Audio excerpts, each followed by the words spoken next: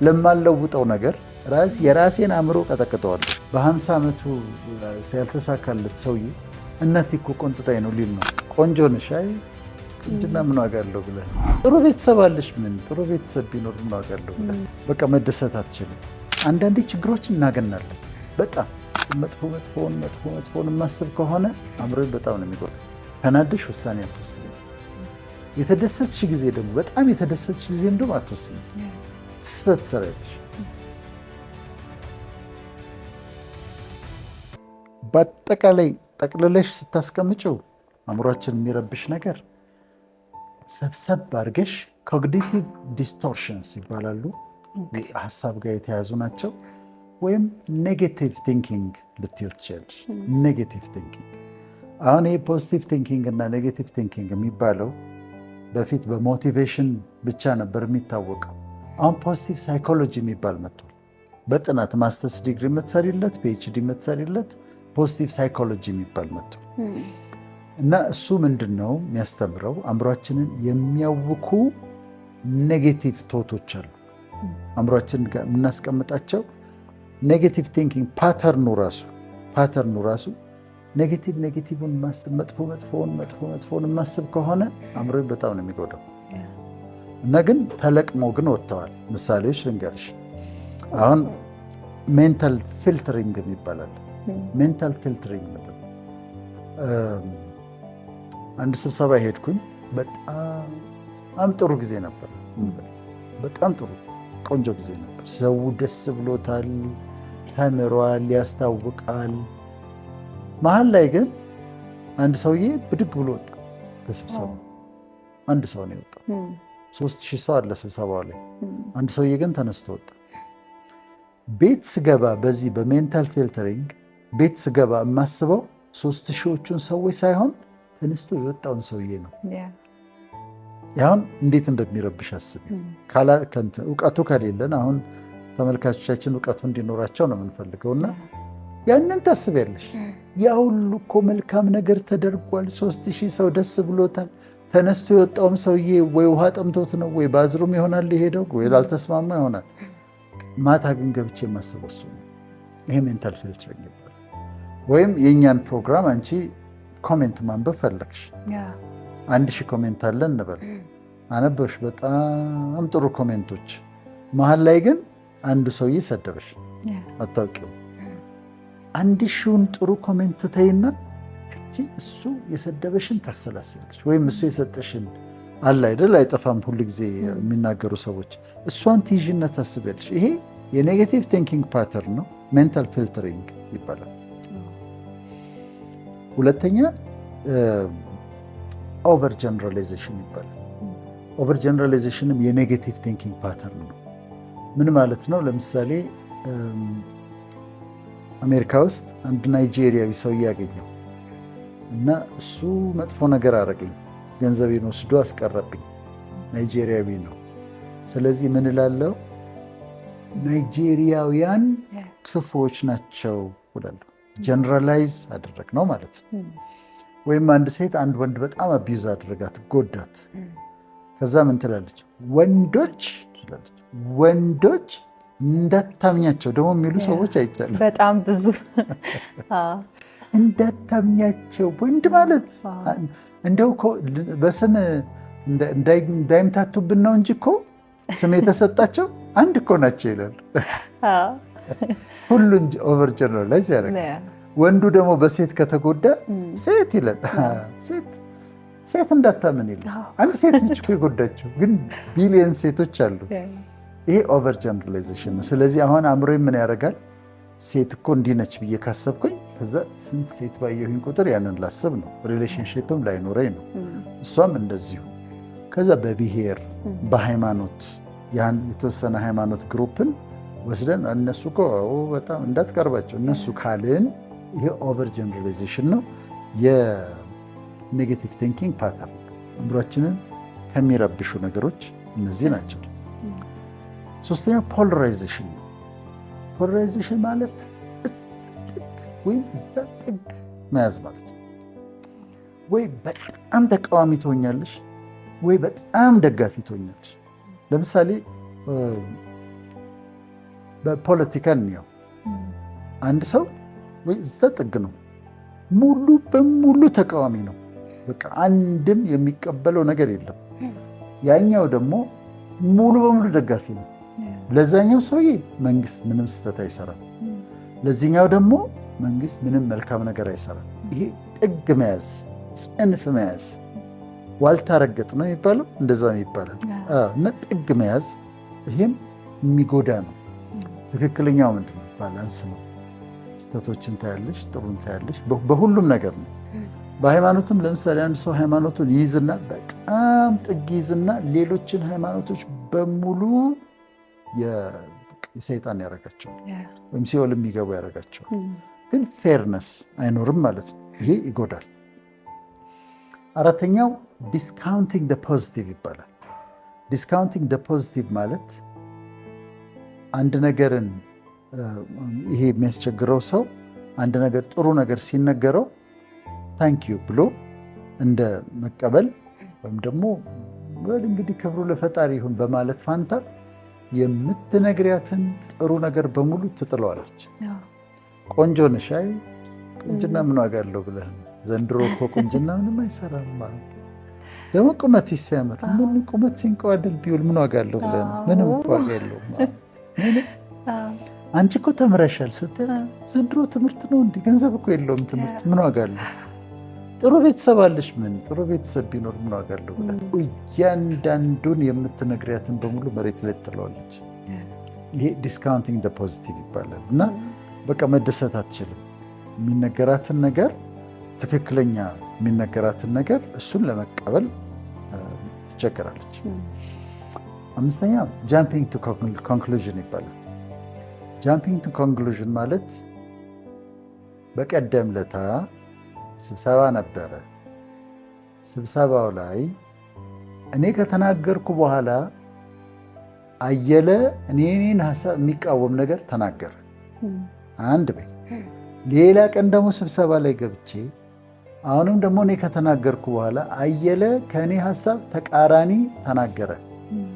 አየለ ይጠላኛል። በቃ ይሄትስ ይሄ ጃምፒንግ ቱ ኮንክሉዥን ይባላል። አንዳንዴ እንደዛ እናደርጋለን። የሆነ ነገር ተፈጠረ፣ ከዛ አይ እሱማ ይጠላኛል፣ በጣም ለእኔ ያለው ጥላቻ ልነግርሽ አልችልም ምን ላለን አይደለም እኮ አጋጣሚ ሊሆን ይችላል። ይሄ አእምሯችን የሚጎዳ አስተሳሰብ ነው። ጃምፒንግ ቱ ኮንክሉዥን ይባላል። ከዛ የሚቀጥለው ማግኒፊኬሽን ዳውን። አሁን የኔጌቲቭ እንትኖችን የተጠኑ የኔጌቲቭ አእምሮ ጎጂዎች ነው እያወራን ያለ ነው እና ማግኒፊኬሽን ይባላል። ማግኒፊኬሽን ማለት ደግሞ ቤት የምታግዝሽ ሴት አለች እንበል። ከዛ እያጠበች ብርጭቆ ከእጇ ወደቀና ተሰበረ። ብርጭቆ ተሰብሯል፣ አጥፍታለች። ከዛ በሌላ ሰው ምሳሌ እናድርግና መቤቲቱ ስትገባ ብርጭቆ ተሰብሯል። ምንድን ነው አለቻት። ብርጭቆ ተሰበረብኝ። እንዴት ተሰበረብሽ? እያጠብኩት ከእጅ ያመለጠኝ።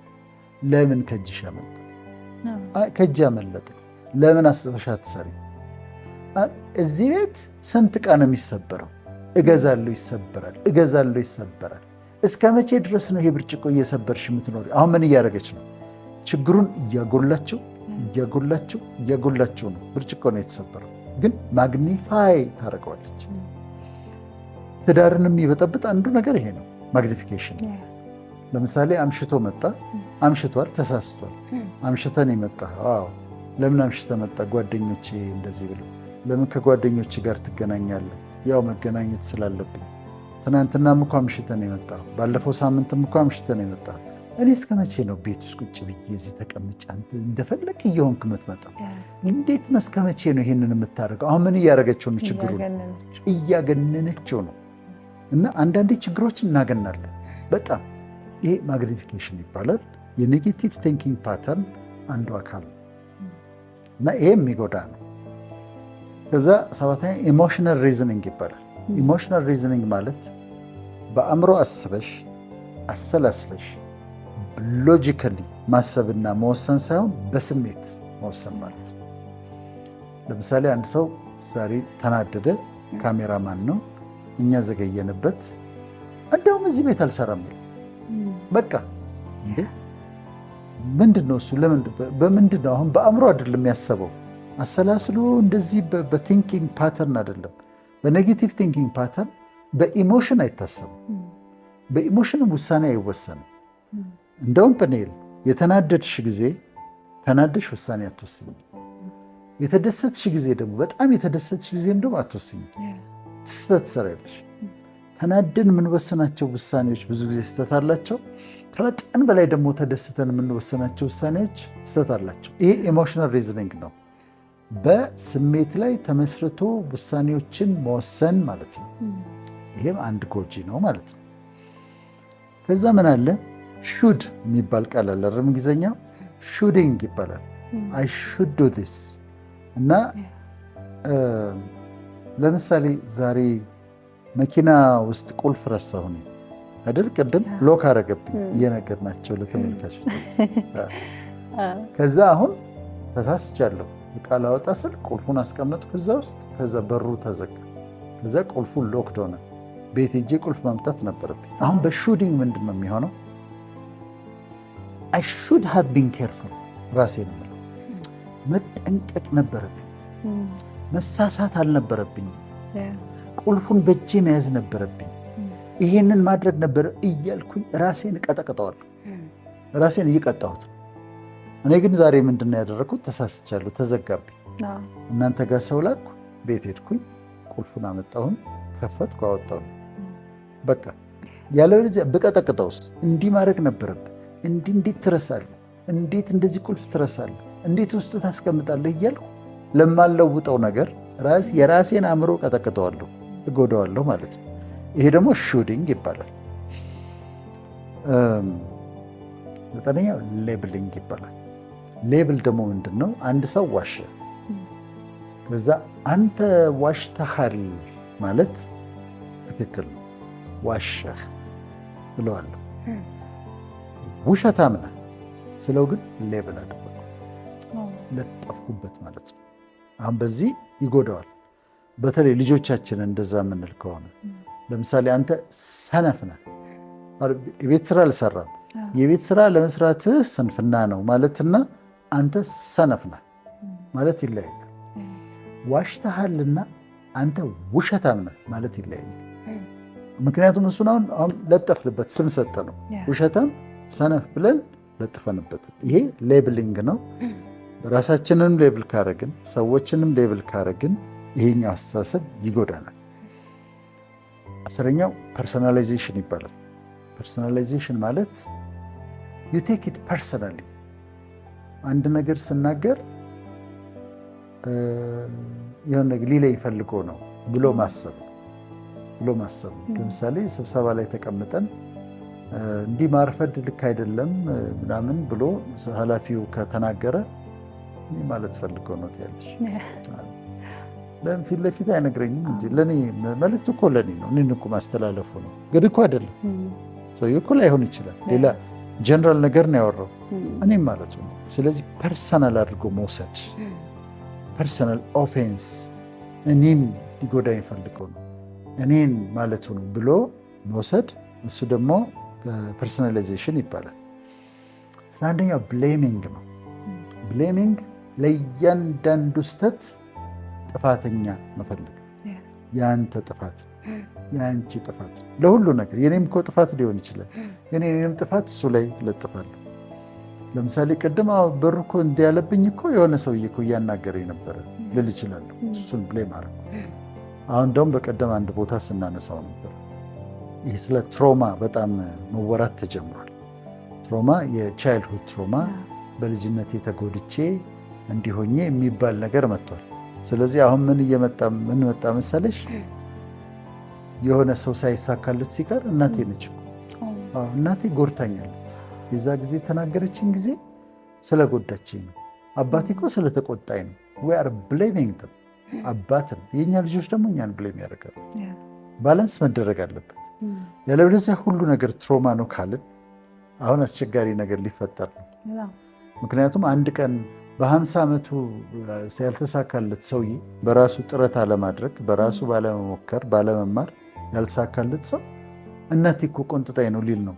በልጅነቴ እኮ እናቴ በጣም ትቆነጥጠኝ ነበርና እሱ ትሮማ አምጥቶብኝ በቃ ለዛ ነው ብሌም የሚያደርገው። ፌል ስናደርግ በህይወት ብሌም የምናደርገው ስንፈልጋለን። ለምሳሌ ሚስቴ ነች፣ ላለመሳካት ምክንያቴ ሚስቴ ነች። በቃ እሷን ስላገባሁ ነው እንደዚህ ሆንኩት፣ አንተን ስላገባሁ ነው ያልተማርኩት፣ አንተን ስላገባሁ ነው። ይሄ ብሌሚንግ ይባላል። ይሄ የኔጌቲቭ ቲንኪንግ ፓተርን። የመጨረሻው ከተጠኑ አእምሮን ከሚጎዱ ኔጌቲቭ ነገሮች አንዱ ደግሞ ካታስትሮፋይዚንግ ነው። ካታስትሮፊ ታውቂያለሽ? ካታስትሮፋይዚንግ ማለት ለምሳሌ አንዲት እናት ልጃቸው አመሸ፣ 2 ሰዓት ነበር የሚገባው፣ 2:15 ሆነ፣ ልጄ አመሸ አሉ። ከዛ ለ3 ሩብ ጉዳይ ሆነ። ከዛ ልጄ አመሸ፣ ደፍተውታል፣ መንገድ ላይ ደፍተውታል። ጉዶኛለሁ፣ እኔ ነኝ እኮ የማውቀው፣ አንዱ ደፍቶታል በቃ እንጂ ልጄ እንደዚህ ያመሽ። በቃ አሁን አንድ ነው ካታስትሮፊ ያደረጉት በአእምሯቸው የሌለ ጥፋት የሌለ መቅሰፍት ነው የሰሩት። እናት ስለሆኑ ነው፣ ግን ካታስትሮፋይዚንግ ይባላል።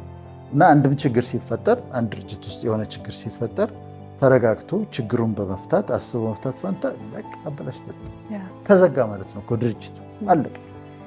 ምን ከዚህ በኋላ ምን ዋጋ አለው? ኧረ ተረጋጋና አስበው የሚስተካከል ነው እንዲህ በቃ አላለቀ እንጂ በቃ ይላል። እና እነዚህ የተጠኑ ኮግኒቲቭ ዲስቶርሽንስ ይባላሉ፣ ወይም ደግሞ አእምሮን የሚጎዱ የኔጌቲቭ ቲንኪንግ አይነቶች ናቸው። እና እነዚህ በሙሉ ከአውቀናቸው ከአእምሯችን ካስወገድንለት እረፍት እንሰጠዋል። ዋና ዋና ተብሎ የተቀመጡት እነዚህ ናቸው። እነዚህን ካስተካከልንለት አእምሯችን ሰላም የማግኘት እድሉ በጣም ይጨምራል።